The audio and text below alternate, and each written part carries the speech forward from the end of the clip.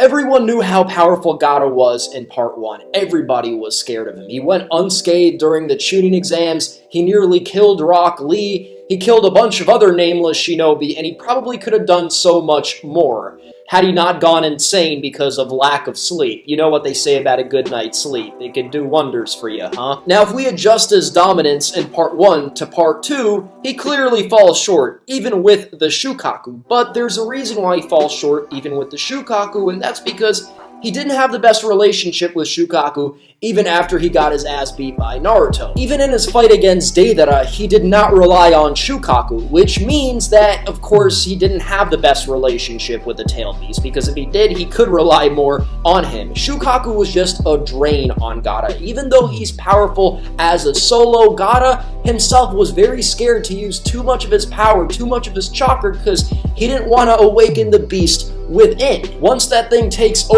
once that thing even starts to take over, Gaara slowly loses his consciousness, right? At the end of the day, when it fully awakens and Shukaku is just out there using his full capacity of power, Gaara really has no say, no control over it. It really isn't his power anymore. It's really just the Shukaku took him over. I'm gonna be honest with you guys, it's kind of sad what Gaara ended up becoming in the power department, because he was one of the most threatening characters in Part 1, and in Part 2, nobody really cared. Okay, just because he's the Kazekage doesn't really mean much. The Kazekages are like the weakest of the Kages to begin with, and Gaara, while he did play a major role in the war, kind of leading the command, he still played a passive role. He got manhandled by Madara, and whenever there was a big major threat, he let the big boys come in and really fight, you know, whereas he kind of like was more of support. Whereas Part 1 Gaara, that was not the case, okay? He was not relied upon like that. He was the one that I was actually going out there and doing the massacring and the killing, and he was sort of an enemy in Part 1, of course. And part of me, due to nostalgic reasons, wanted Gaara to retain that same role. The way I see Gaara's power towards the end of Naruto, even with the addition of the magnet release and the gold sand, and of course his sanity as he was no longer just going mentally insane from lack of sleep, and of course when we compare him to his adult version, I don't see him really gaining much power.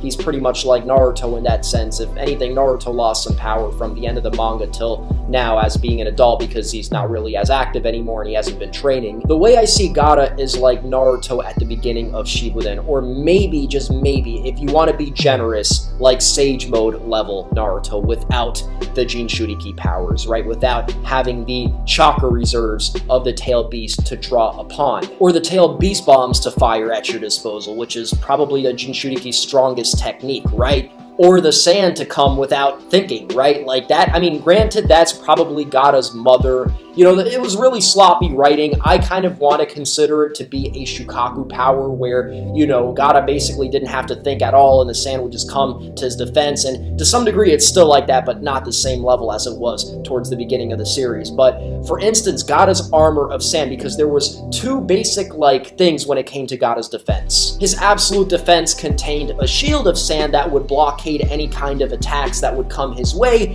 and he also had this armor of sand, where if Gaara took a major devastating physical blow, and we know Gaara ain't about taijutsu or close combat at all, this armor of sand would protect him. But the problem with this armor of sand is that it takes an incredible amount of chakra and stamina to maintain. If Gaara could draw upon the chakra reserves of his Tail Beast, if he was still a Jinchuriki, that armor of sand could have been permanent. So any kind of major devastating blow that would come Gaara's way would have basically been subdued. Gaara would still have his ultimate defense, his absolute defense to the highest degree, had he still had Shukaku within him. It's true that Gaara already surpassed Shukaku in pretty much every way by the end of the series, with the addition of, for instance, the golden sand, the magnet release, and of course, again, the sanity. I bring that up. However, a lot of people seem to think, and I mean a lot of people in the community, even Gaara fans, and this is the big debate surrounding this video, is they think that it wouldn't make a difference at all if Shukaku was still within Gaara, because Gaara surpassed Shukaku in pretty much every way by the end of the series. And that's where I have to say that is absolutely ridiculous and stupid. I can honestly say this right now. If you took Gaara with a developed relationship with the Shukaku, meaning that they were actually friends and Gaara could draw from that chakra, and it would actually be the support system with the defensive capabilities with the Tail Beast bombs, you could sort of replace Naruto with Gaara in the fight against, God Madara. So you could have Gaara going in with Sasuke against Madara, and I think they would have been able to defeat Madara. I think Gaara would be Madara level, God level, if he was still a Jinchuriki and actually developed his relationship with Shukaku the One-Tails in the same way that most Jinchuriki end up developing their relationship with their tailed beasts. If he had any kind of relationship close to the one that Naruto has right now with Kurama, forget about it. He would easily be on that level. I'm not going to go off the deep end and say that Gaara in these circumstances could fight on Naruto's level, because Naruto has so much more than just those crazy chakra reserves and tail beast bombs, right? Although, Nine Tails chakra mode does come in handy. I mean,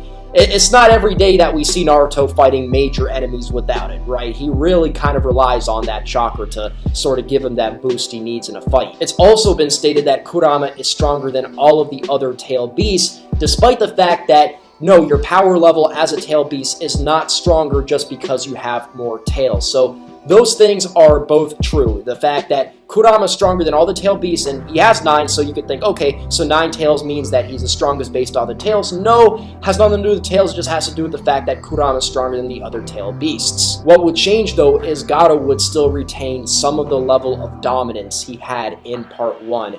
And I know you could say, well, it's not because he would just go crazy and rampage and he had no control over himself. No, it's because he'd have the tail beast Shukaku by his side, who is incredibly powerful by himself. He could end up having some kind of Shukaku chakra mode, which is basically the equivalent of what Naruto has, except a bit different. And I think his armor of sand would naturally come back, and he could retain it throughout. He wouldn't even have to think about retaining it, because the reason why he doesn't constantly pull out armor of sand is because it just takes so much chakra and stamina to obviously preserve that power.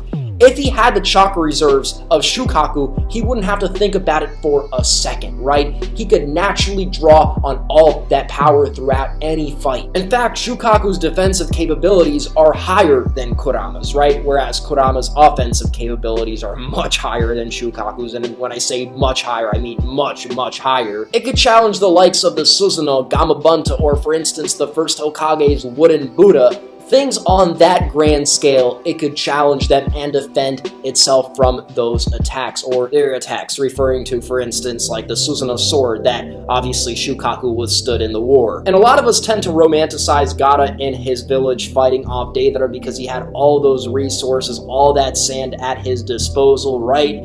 But imagine him with all that sand at his disposal, the Shukaku is out, and the Shukaku's like using wind release on top of Gaara's sand. Like, that would literally be blades just chopping up your skin. Do you think Deidara would stand a chance if Gaara and Shukaku had a solid relationship and they were really working together? Absolutely not. I just made a top 10 strongest Kage list. Gaara ain't even on the list. However, with the Shukaku, he would probably be top 5 on the list.